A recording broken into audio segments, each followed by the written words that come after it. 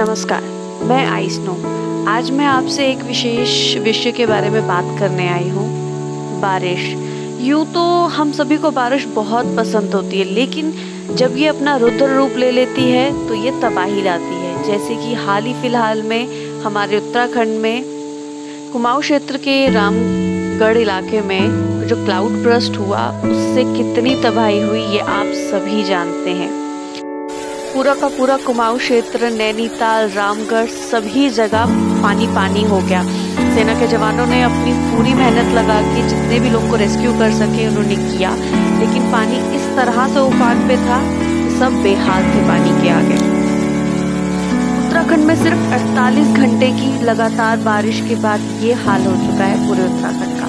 17 तारीख को ये बारिश शुरू हुई थी, 19 तारीख तक ये बारिश कंटिन्यूसली उत्तराखंड के कुमाऊं क्षेत्र में सबसे ज्यादा इसने प्रभाव डाला इस बार। वेदर फोरकास्टिंग की तरफ से जैसे ही न्यूज मिली कि लगातार बारिश होगी तो रेड जोन में डाल दिया गया, हाई अलर्ट कर दिया गया इन सभी क्षेत्रों में।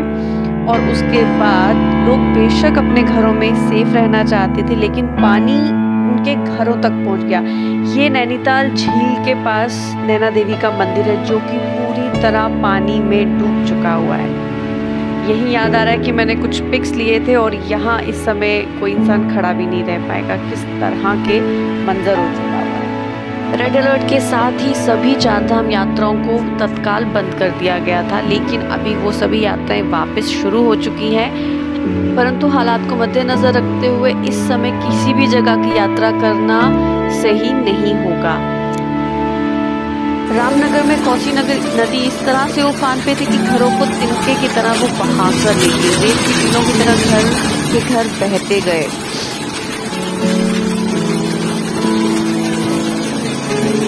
कुछ तस्वीरें अल्मोड़ा से, और ये नज़ारा देखकर कोई भी डर जाएगा कि ये क्या हो रहा है। कितना पानी और इस तरह का बहाव शायद यहाँ पे कुमाऊं क्षेत्र में किसी ने देखा होगा।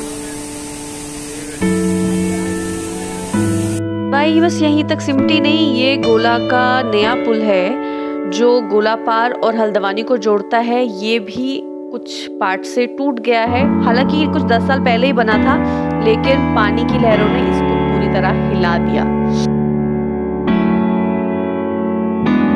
एक तरफ पानी का सैलाब और दूसरे तरफ पहाड़ के पहाड़ अपनी जगहों से खिसक रहे हैं। बहुत सारे भूस्खलन हुए, लैंडस्लाइड्स हुए, जिसकी वजह से बहुत सारे रास्ते टूट ही गए हुए हैं, जिनसे संपर्क करना मुश्किल है।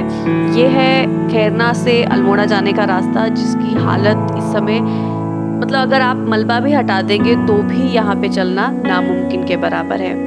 तबाही किसी भी तरह के डिजास्टर के बाद मुश्किल ये होती है कि डिजास्टर से आपको सरकार, एनडीआरएफ की टीम्स, सेना कोई ना कोई बचा लेगा, लेकिन उसके बाद जो रिस्टोरेशन प्रोसेस होता है उसे कम से कम 5 से 10 साल लगते हैं, क्योंकि वो सभी चीज़ें दोबारा ज़मीन से, बेस लेवल से स्टार्ट होनी होती है।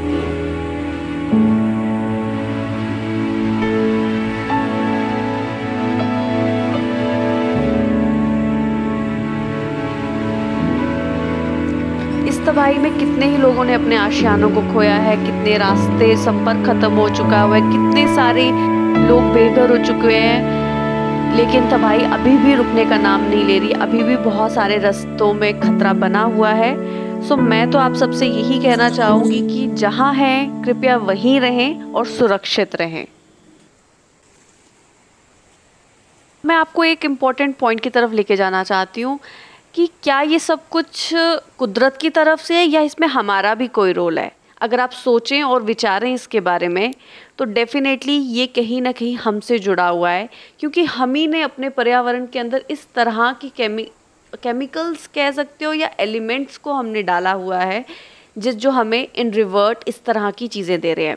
अब ये है तो एकदम से नेचुरल प्रोसेस, जो भी हुआ, क्लाउड बर्स्ट हुआ, बहुत लोगों ने नुकसान लिया इसमें, लेकिन ये सब ग्लोबल अलार्मिंग के साइंस हैं जो हमें सचेत कर रहे हैं कि हमें अब तो एटलीस्ट रुक जाना चाहिए। ग्लोबल वार्मिंग की तरफ हमारा हर एक बढ़ता कदम इस तरह के और डिजास्टर्स को कभी भी कहीं से भी ला सकता है, और ये कभी नहीं देखेगा कि ये उत्तराखंड है, जम्मू कश्मीर है या हिंदुस्तान का कोई भी हिस्सा है। ये जितना हम पोल्यूशन में प्लस करते रहेंगे उतना ही ये हमें नेगेटिवली इफेक्ट करता रहेगा।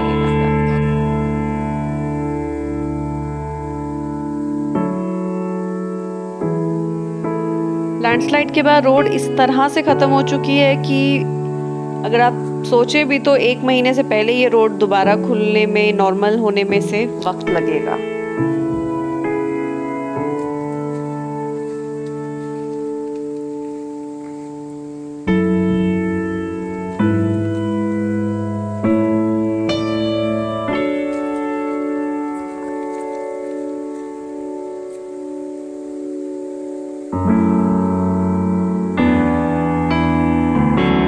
उत्तराखंड के लास्ट स्टेशन काठगोदाम में, जहां गोला नदी के उफान में आने से रेलवे ट्रैक भी पानी में ही चले गया।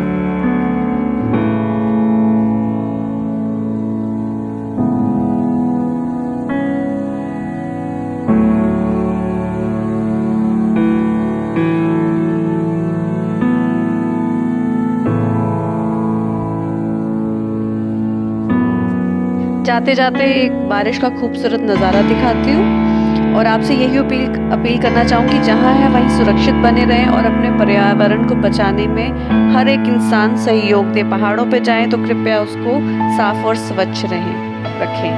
धन्यवाद।